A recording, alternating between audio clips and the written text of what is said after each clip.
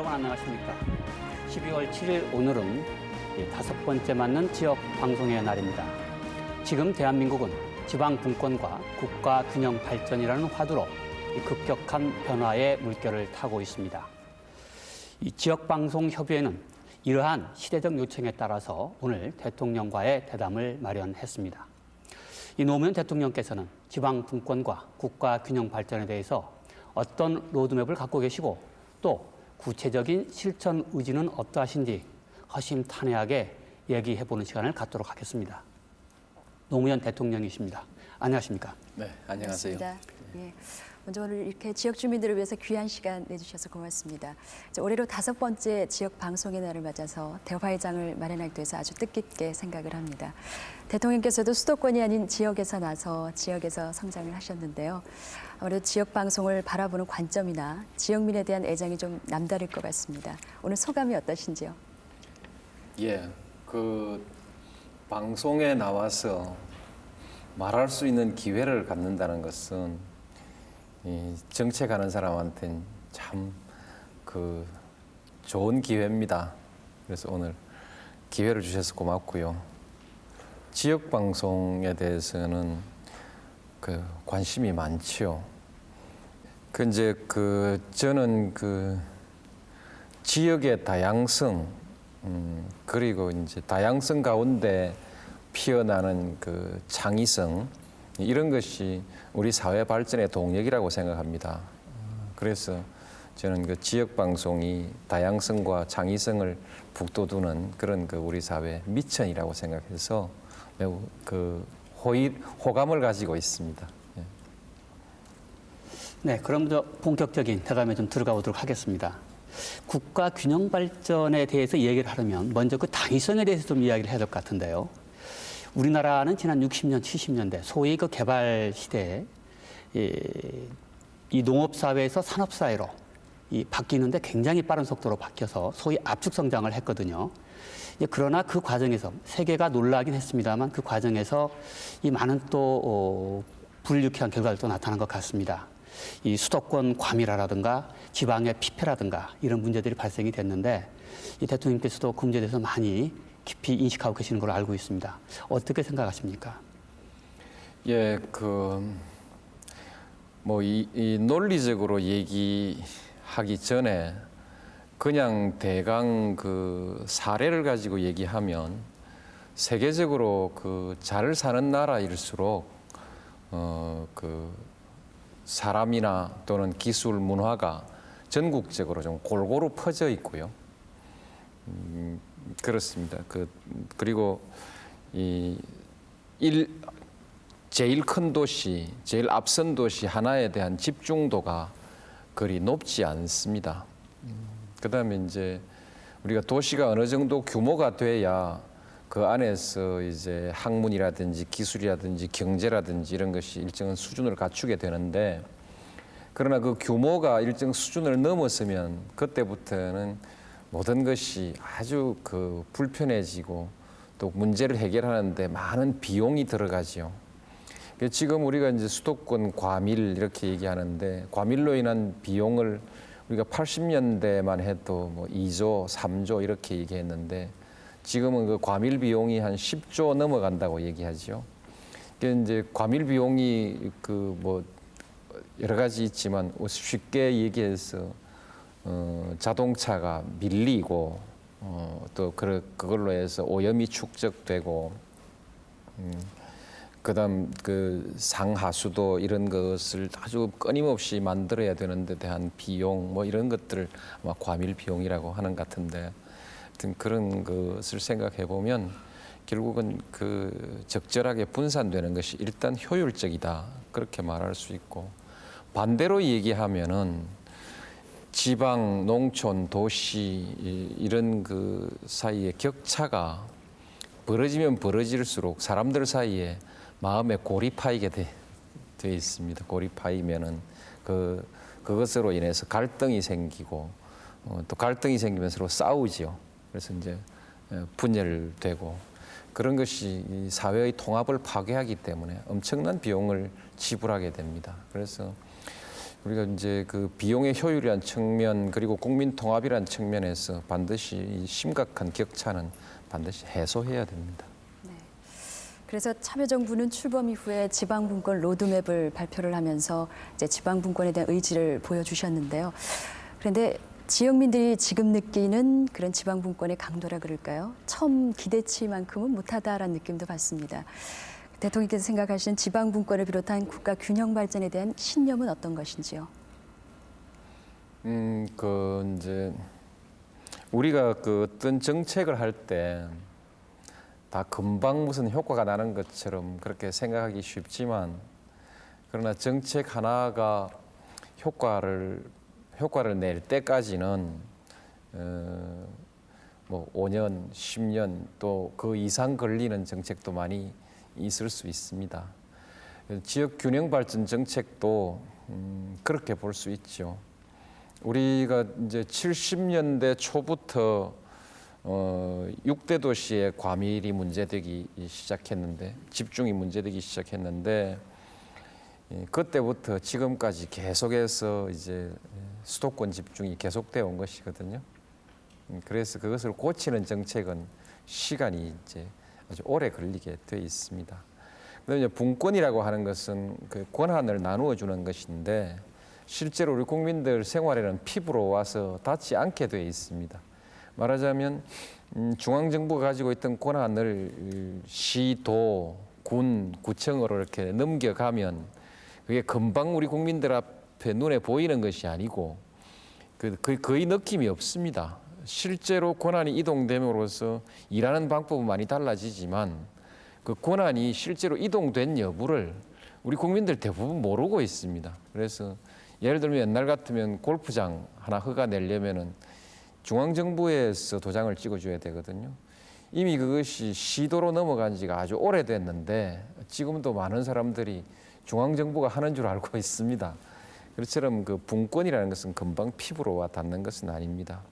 그러나 그럼에도 불구하고 지금 우리가 참여정부 와서 시행한 새로 만든 여러 가지 정책, 특히 균형 발전과 분권 이 정책은 아주 획기적이어서 굉장히 빠른 속도로 그 성과가 날 것입니다. 공공기관 지방 이전에 따른 혁신도시 건설과 이 기업 도시 건설 등 이 참여정부가 지금 추진하고 있는 이 지방 살리기 정책이 이 많은 지방민들은 거기서 굉장히 호응을 하고 있습니다. 이러한 것이 지역 발전에 두 번 다시 올 수 있는 이 절호의 기회가 아닌가 이런 생각을 하고 있거든요.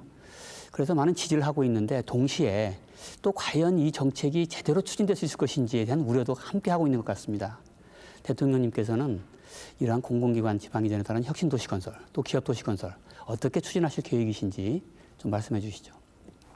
지금 그동안에 꾸준히 그 계획을 추진해 와서 이제 금년 안으로 다 혁신도시 위치까지 다 이렇게 선정이 되고 이제 확정이 되죠. 확정이 되고 이것은 그 법으로 만들어서 추진하는 것이기 때문에 그 이론상으로는 정권이 바뀌어도 바뀌지 않는다고 그렇게 볼 수 있습니다.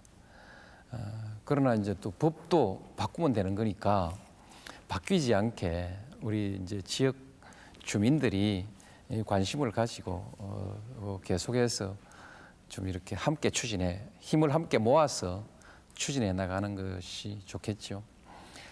혁신도시 이것은 아마 그 이제 2006년부터 한 2010년까지 한 4, 5년 계속해서 진행될 것인데 대체적으로 그 한 10조 이상의 그 건설 사업만 해도 이제 진행되는 것이고 다 옮기고 나면 각 지역에 지금 이제 가는 것이 있는데 요즘 이제 이 수도권 부분에 규제 완화한다고 막 그 여러 가지 이제 또 반대가 많은데 혁신도시 하나가 지금 수도권 그 규제 완화 전체 하나가 하나를 맞먹는 겁니다.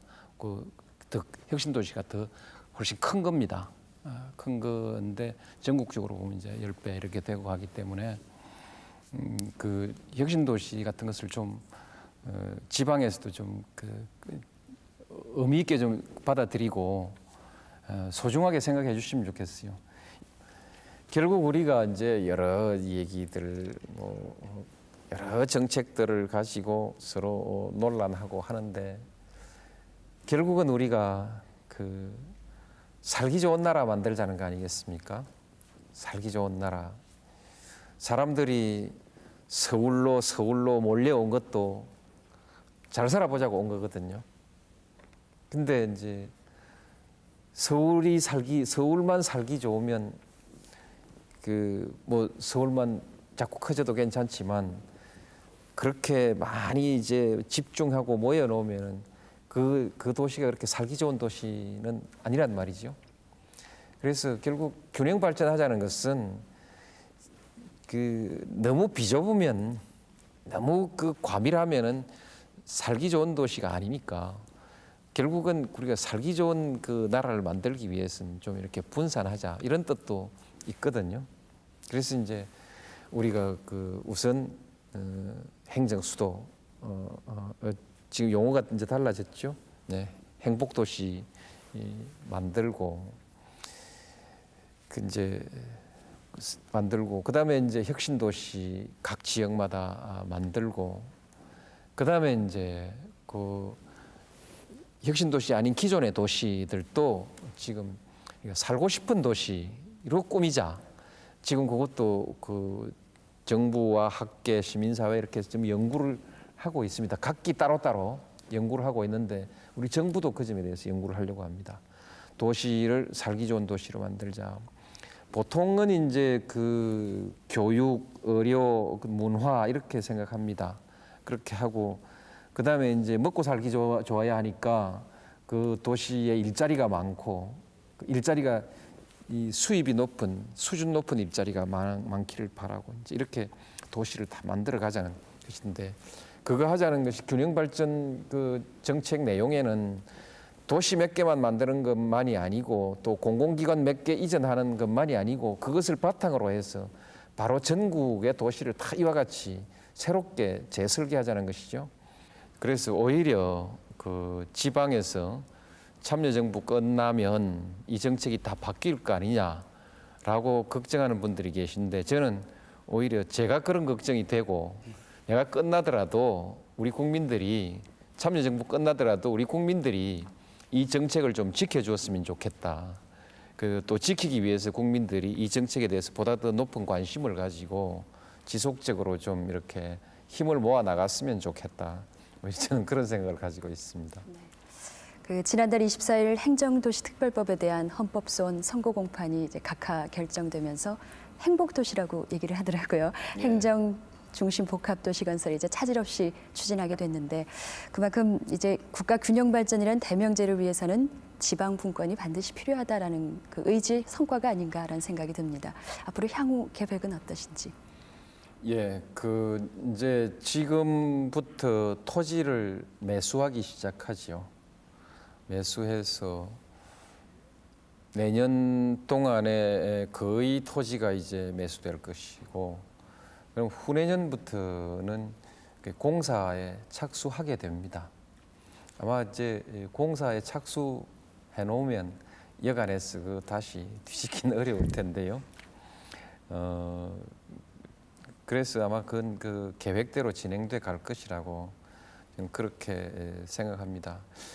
이제 진행될 절차에 대해서 말씀드리는 것도 좋지만 이 도시에 대해서 도시의 성격에 대해서 말씀을 좀 드리고 싶은데 이 도시는 우리가 지금까지 가지고 있는 세계 각국이 가지고 있는 도시 그리고 건축에 관한 최고의 기술 그리고 또 이제 도시 문화가 있지 않습니까? 도시와 건축의 문화에 관한 최첨단의 문화.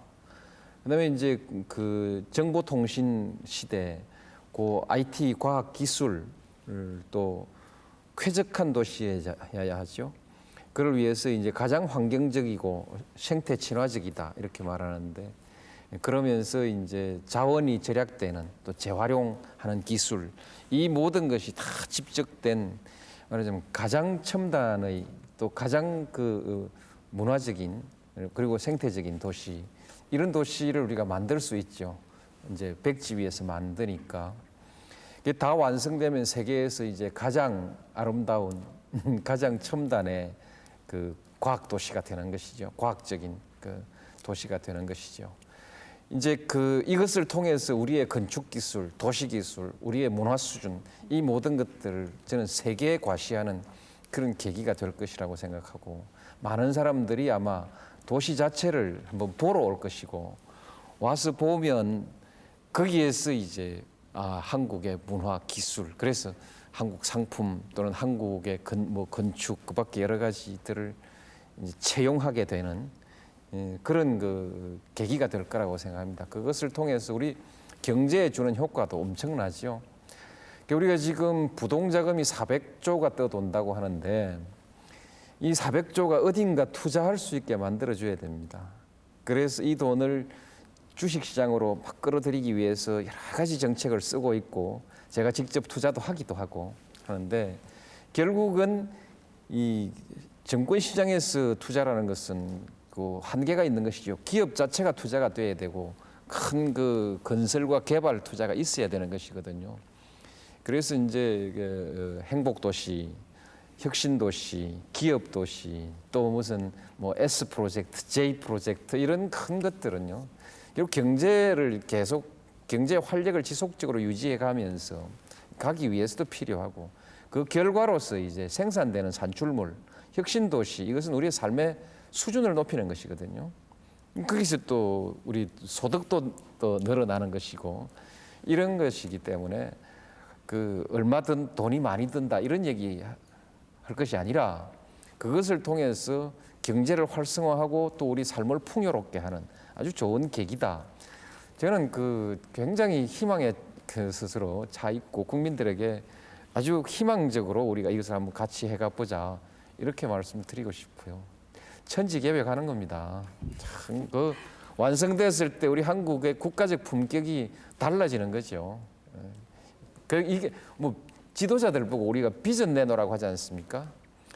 비전이라는 것은 도덕적 비전도 있고, 그밖에 국제사회에 있어서의 여러 가지 기여를 통해서 하는 그런 정치적 비전도 있지만, 이것 또한 우리 삶의 품위를 높이고 이 수준을 높여나가는 이런 것이 매우 구체적인 비전 아니겠습니까? 그런데 이런 걸 자꾸만 사람들이 비전이 아니라고 생각하는 그런 경향이 있어요. 난 아주 이게 좋은 일이라고 생각합니다. 네, 방금 말씀하신 대로 우리 삶의 질을 높이고 이렇게 가기 위해서 꼭 우리가 건너가야 될 것이 우리 사회에 지금 문제가 되고 있는 그 양극화 문제가 아닌가 생각이 듭니다. 이 도시와 농어촌 간의 양극화 문제, 또 이 서울과 지방 간의 양극화 문제, 또 대기업과 중소기업 간의 양극화 문제 등등 많은 문제들이 있고요. 이러한 것들이 사회 계층 사이에 갈등과 균열을 지금 만들어내고 있거든요. 혹시 대통령님께서는 우리 한국 사회를 지금 최근에 구조적으로 양분짓는 이와 같은 양극화 문제에서 어떻게 생각하고 계시고, 특히 이 도시와 농어촌 사이의 양극화에 대해서는 어떻게 인식하고 계시는지, 또 해결책은 무엇인지 말씀해 주시죠. 예,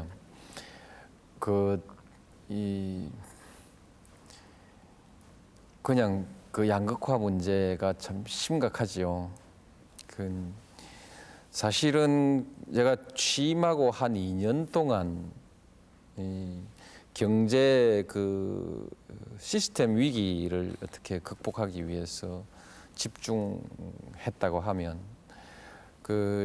이제 2004년 하반기부터는 이 양극화 문제를 어떻게 극복할 것이냐, 여기에 계속해서 좀 집중해 왔다고 할 수 있습니다. 우리 경제는 이제 한 고비를 넘겼다, 이 수준을 넘어서 확실히 좋아지고 있습니다. 그리고 장기적으로 전망이 아주 밝습니다. 경제는 좋은데, 그러나 민생은 어렵다고 얘기하거든요. 결국 이게 양극화의 결과 때문입니다. 그런데 그래서 경제는 좋은데 민생은 어려운 현상이 발생하는데, 이 민생이 어려운 것은 모든 사람들에게 다 그런 것이 아니고 결국 어려운 사람들에게 집중돼 있거든요. 이제 농민들이 그렇고, 재래시장이 그렇고, 흔히들 말하는 영세 자영업자라고 얘기하는데 뭐 그 식당 하는 사람이라든지 미장원 하는 사람이라든지 뭐 그 화물 트럭 운전하는 사람을 포함해서 아주 다방면에 작은 사업을 하는 사람들, 이 사람들이 지금 이제 다 어려운 사람들이죠.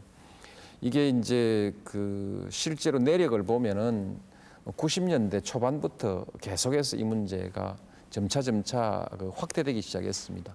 악화되기 시작했는데 97년 그 외환 위기로 해서 이제 결정적으로 나빠진 것이죠. 근데 아주 뭐 결정적으로 나빠졌고, 그때 이제 자영업자 숫자도 엄청 많아져 가지고 어느 그 직업에나 우리가 군이 달면 그 힘든다고 하지 않습니까? 사람 많아지니까 이런 것을 지금 아직까지 그 회복 못 하고 있습니다. 못 하고 있는데 여기에 대해서 제가 일일이 다 대책을 말씀드릴 수는 없습니다만, 이 정부는 정부 나름대로 그 여러 가지 대책들을 세워 나가고 있습니다. 되게 양극화 일반에 대해서 말씀드리면 그렇고요. 조금 자세하게 말씀드리면 지금 그 기업이라도 그 이 대기업과 중소기업 또는 그 혁신적인 경영 기법을 가지고 있는 기업과 그렇지 않은 보통의 기업들, 이 사이에서도 격차를 없애기 위해서 매우 노력하고 있고, 그다음에 이제 중소기업이라는 지방에 있는 기업은 대부분 다 중소기업들입니다. 그러니까 중소기업의 어려움은 바로 지방의 어려움하고 거의 또 같이 가는 것이죠.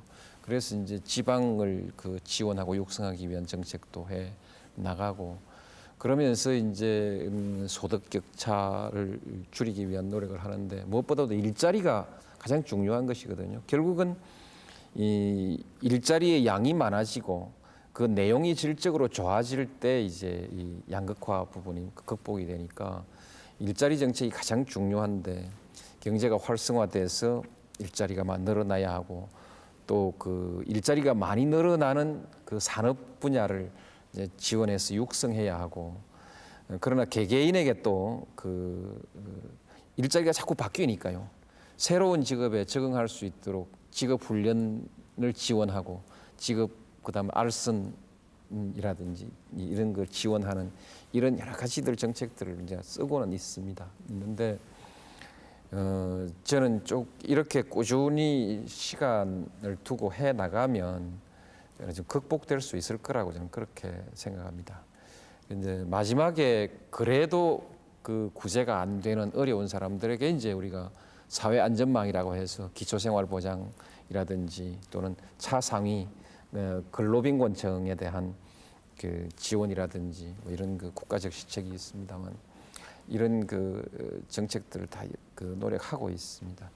큰 흐름으로 봐서 결국 그 우리가 제가 처음 대통령에 취임됐을 때 성장이냐 분배냐 우리 언론들이 저한테 많은 질문을 했습니다. 그런데 저는 그 성장과 분배가 따로 가는 것이 아니다, 그것은 항상 같이 가는 것이다라고 말하긴 했습니다만, 제게 그 질문을 강하게 하는 사람들이 말하자면 분배 정책에 대해서 좀 그 못마땅한 생각을 가지고 있는 사람들이 저한테 그 질문을 참 강하게 했는데, 지금은 그 어떻든 우리 정부가 분배 정책에 좀 그 관심을 가질 때인 것은 사실입니다. 그런데 그 점에 있어서 그 국민의 정부 시절부터 많은 그 복지 지출은 참 많이 했고, 또 지금도 참여정부에서도 그와 같은 진행은 계속 되고 있습니다.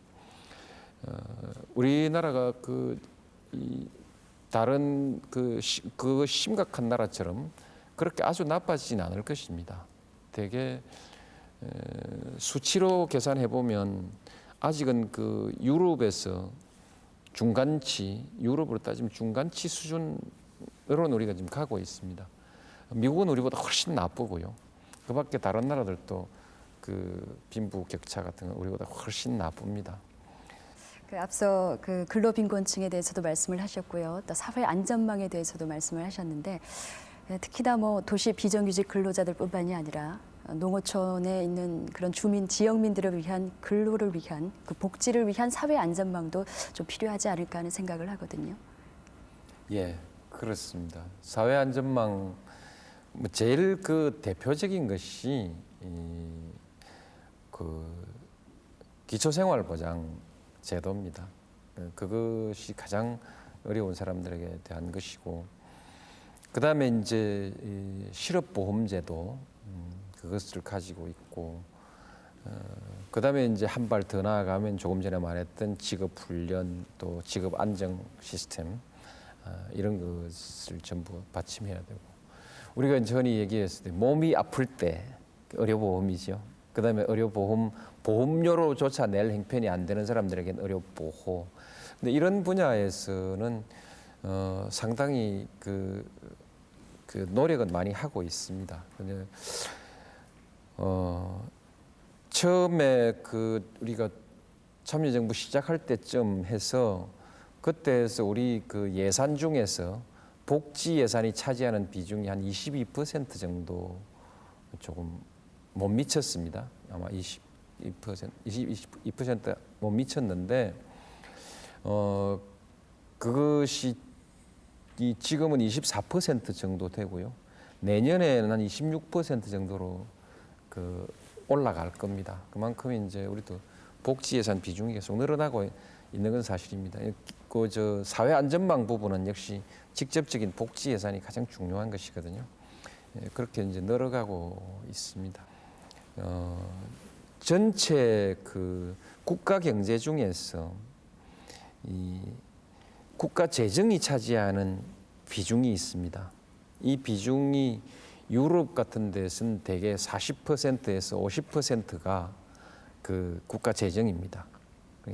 전체 경제 중에서 많은 곳은 이제 58%, 스웨덴 같은 나라가 그렇죠. 근데 이제 그 58% 재정 중에 60% 정도가 전부 복지 재정입니다.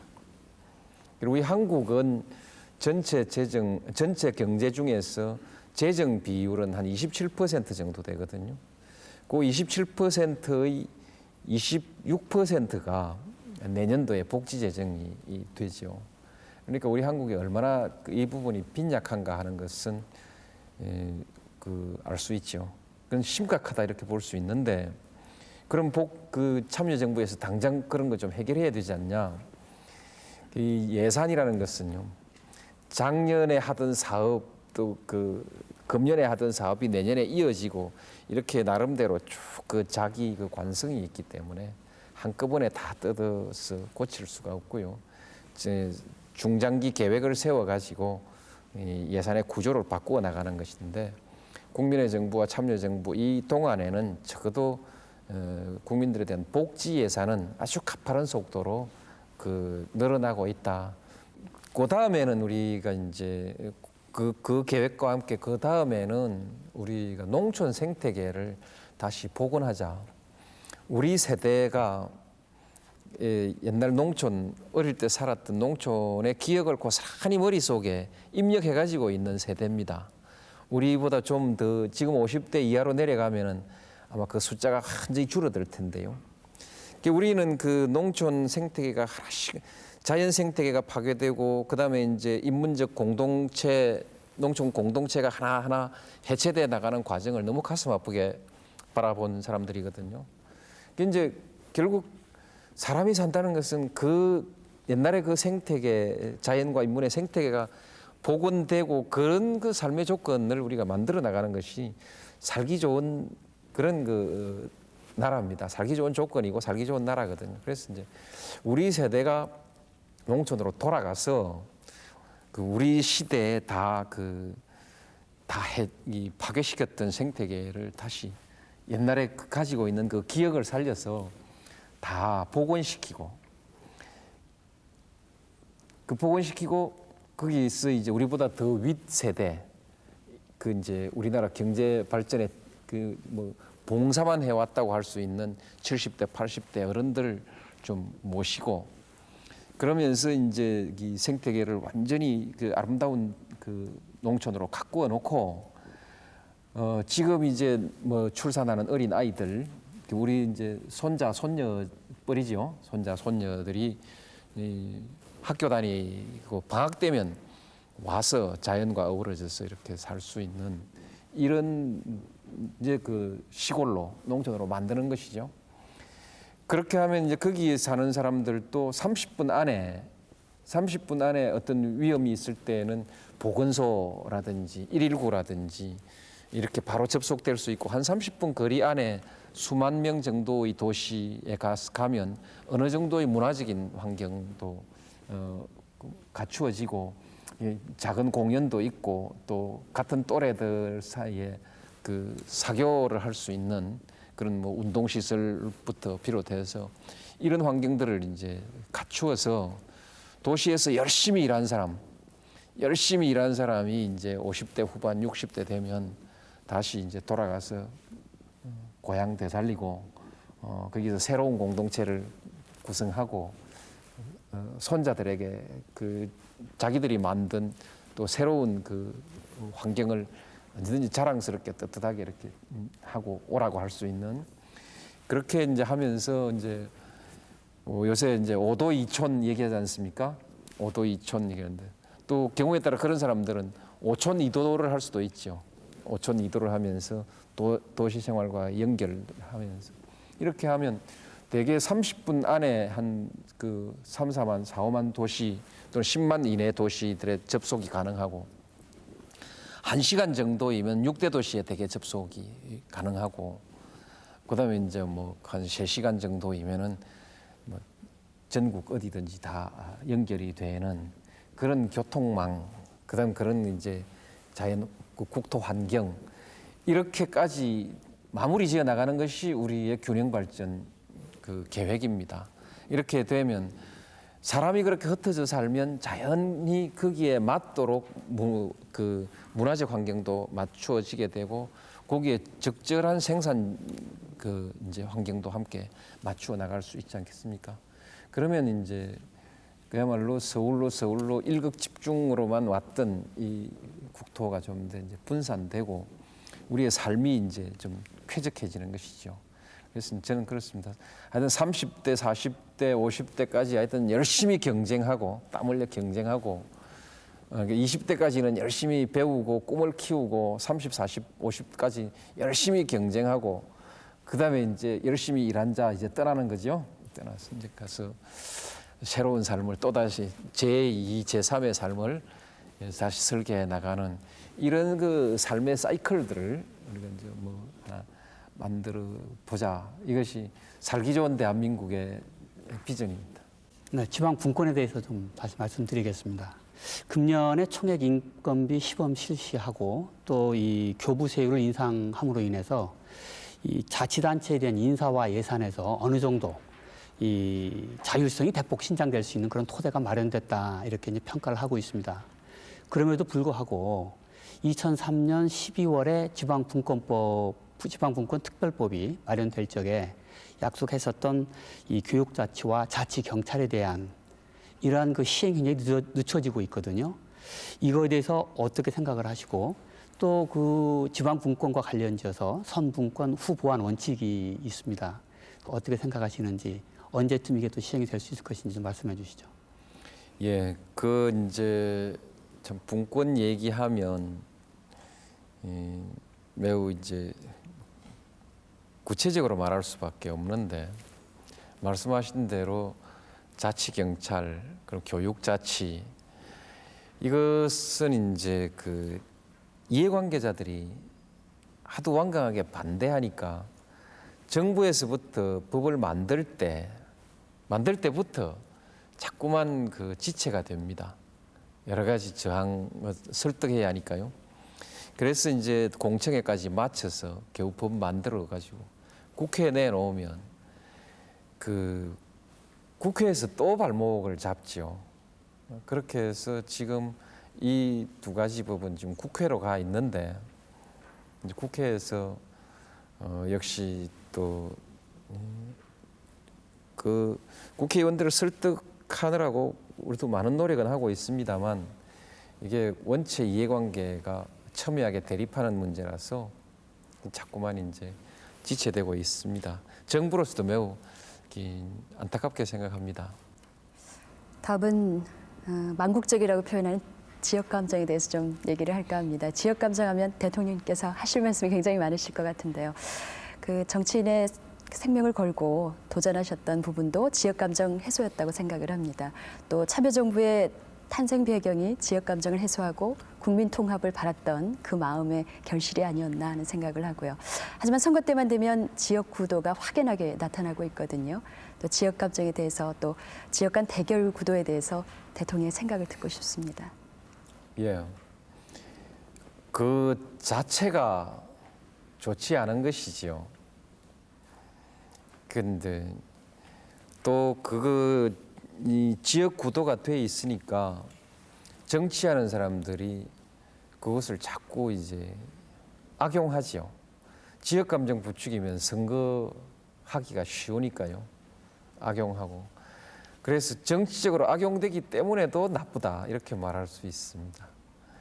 또 이제 감정적 싸움을 통해서 우리 편을 결집시키는 것이기 때문에 국회에서 하는 그 의정 활동도 자연히 정책보다는 어떤 그 감정을 부추기는, 그래서 불신을 부추기고 또 감정을 부추기는 이런 방식으로 이제 의정 활동, 정치 활동이 가게 되니까 결국 그 정치 활동의 품질이 낮아지고, 그다음에 이제 그야말로 타협이 안 되는 거지요.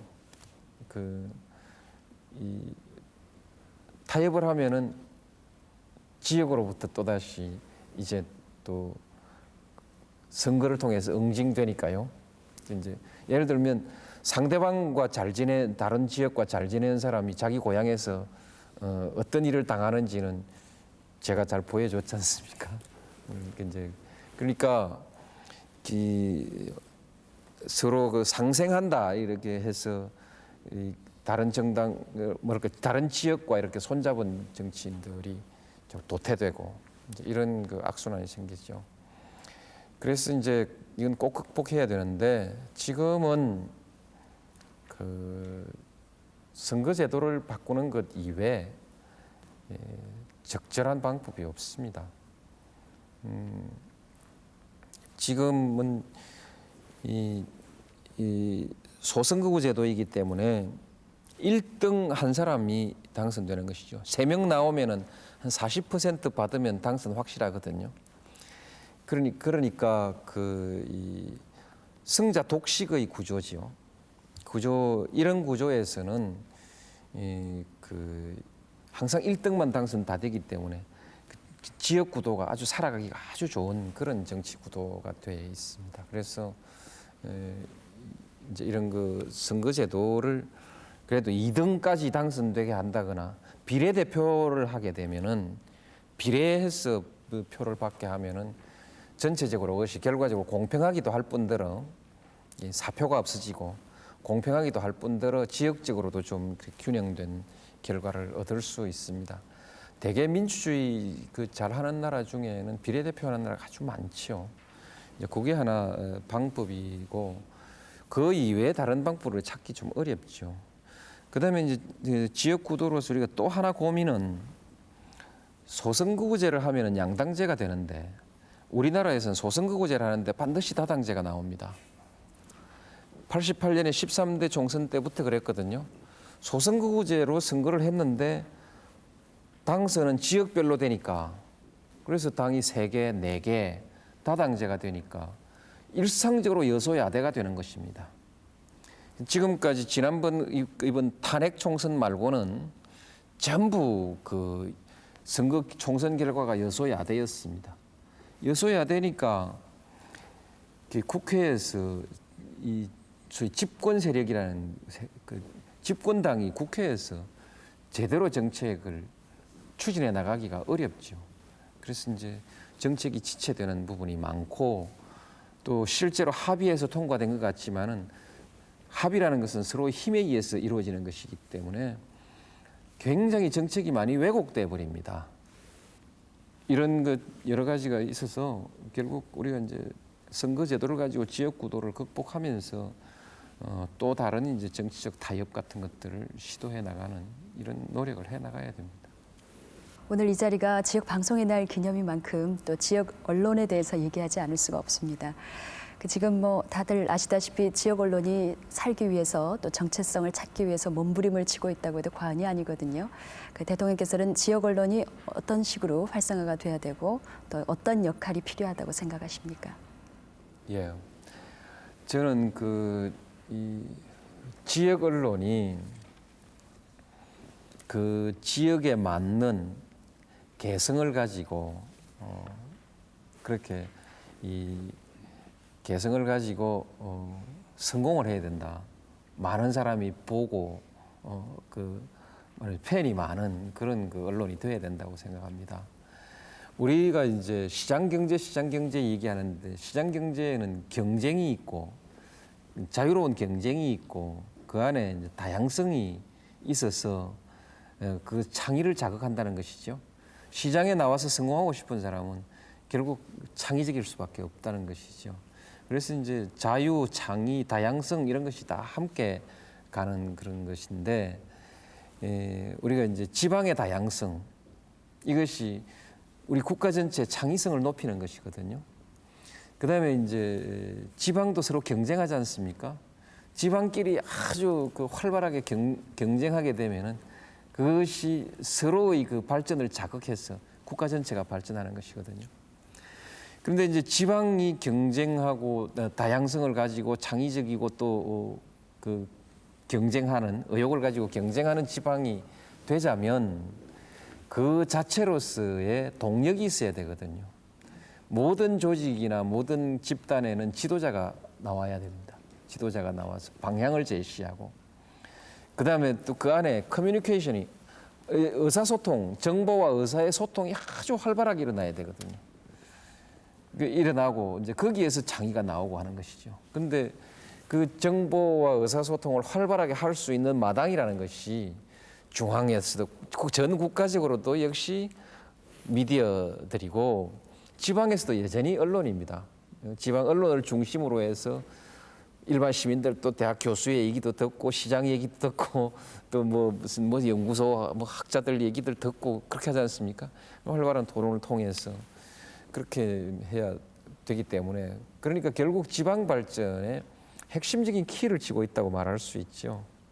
그래서 매우 중요합니다. 중요한데 그래서 이제 좀 발전할 수 있어야 되고 근데 이제 이제 이것도 기업이 돼 있어서 기업이 돼 있고 또 자유 경쟁을 하는 곳이라서 정부가 직접 지원을 할 수 없는 것이 우리로서도 좀 안타깝죠. 왜냐하면 중앙의 언론과 지방 언론이 경쟁을 하는데 지방 언론을 좀 더 북돋아주고 싶지만 그러나 자칫하면 이게 또 간섭이나 개입이 되기 때문에 그렇게 하지 못하고 나는 어떻게든 지방에서 지방 언론의 중요성을 생각해서 지방에서 좀 더 많은 투자를 했어 말이지. 지방 언론이 좀 활성화되도록 그렇게 했으면 좋겠다 이런 생각이고요. 네, 마지막으로 대통령님께서 이 지역 주민들에게 애정의 당부 말씀 좀 간단히 해주시죠. 예. 균형 발전 이 정책은 참여정부의 아주 핵심 정책입니다. 말하자면 이제 지방도 좀 살게 하자는 것이죠. 근데 지금까지 했던 어떤 정책보다 아주 저는 획기적인 정책이고 과감하게 하고 있다고 그렇게 생각합니다. 그러나 이 일에 대해서는 역시 또 수도권으로서는 상실감을 느낄 수밖에 없는 것이기 때문에 우리가 이제 한편으로는 이 정책이 계속 추진될 수 있도록 여러 지역이 서로 힘을 좀 모아주셔서 균형 발전에 대해서 이 국민적 합의가 이루어지도록 적극적으로 지지하고 또한 수도권 주민들에 대해서 설득도 좀 해주시길 바라고요. 또 한편으로는 이 수도권 이 자체도 또 세계적인 경쟁을 위해서 할 일은 좀 해야 됩니다. 지금 우리가 하고 있는 아주 작은 부분인 약간의 규제 개선인데 조금 전에 말씀드렸듯이 수도권 규제 개선이라는 것이 혁신도시 하나보다 작은 건데 그러나 그것은 세계적인 수준의 경쟁을 위해서 꼭 필요한 것이기 때문에 이런 것은 서로 좀 받아들여 주시고 그렇게 해야 균형 발전 정책에 대해서 수도권의 또 반대도 상당히 좀 완화시킬 수 있는 거 아니겠습니까? 그래서 수도권 국민들은 균형 발전 정책을 좀 지지를 하시고 또 지방 국민들은 또 수도권의 어떤 세계적 경쟁을 위해서 필요한 최소한의 규제 개선 같은 것 좀 지지해 주시고 이렇게 서로 윈윈한다 하죠. 뭐 이런 정책을 함께 할 수 있게 힘을 좀 모아주시면 고맙겠습니다. 이제 꼭 이 수도권적인 사고가 아닌 이 전국적인 사고를 통해서 이제 좀 생각을 좀 바꿔야 될 때가 온 것 같습니다. 지방과 서울이 함께 가는 그러한 시대가 바로 21세기 대한민국이 발전해 나가는 시대가 아닌가 생각이 듭니다. 한 손이 아닌 양손이 같이 건설해 나가는 그런 대한민국을 바라보면서 지금까지 조금은 소외됐던 지역민의 소리가 더욱 많이 들리는 그런 시간이 되기를 바라면서 오늘 이 프로그램을 마련했습니다. 더불어 대통령의 개혁 의지를 살펴볼 수 있는 좋은 시간이 아니었나 생각이 들면서 오늘 프로그램을 모두 마치겠습니다. 지금까지 시청해주신 여러분 대단히 고맙습니다. 안녕히 계십시오.